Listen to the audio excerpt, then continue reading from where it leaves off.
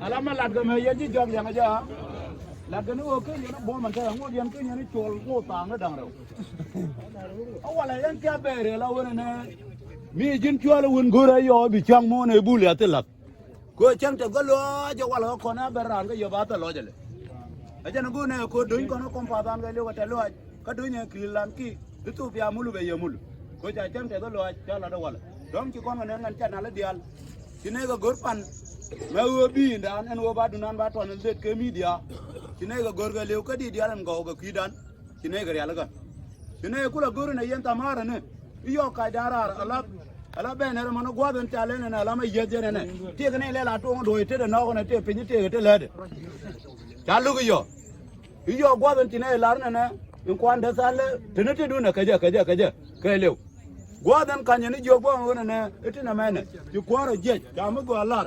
tit kun ba ko mu gwa ga ye pat ye ne kan na la wo du ne ri bi na ga lew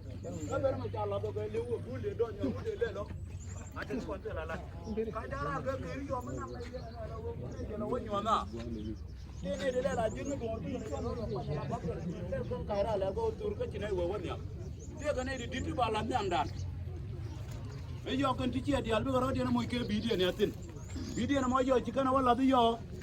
bi ga ten yam dun ba yo ko nang burger yo ma biya cho me tong mi yo ran ti le jien je kere go ka ji cha la mo ka flower a jana de na la ye